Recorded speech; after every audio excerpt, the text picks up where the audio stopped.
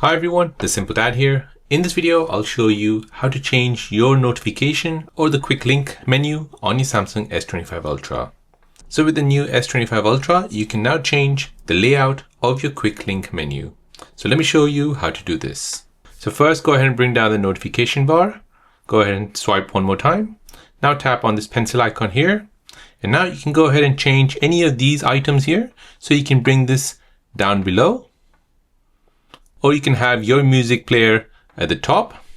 And then when you press done, and when you see it, this is how your layout is changed on your quick link menu. So there you go guys, that is how to change the layout on your quick link menu on your Samsung S25 Ultra.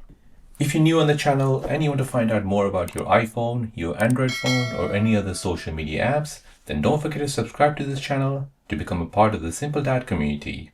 Hit the like button if you find this video useful.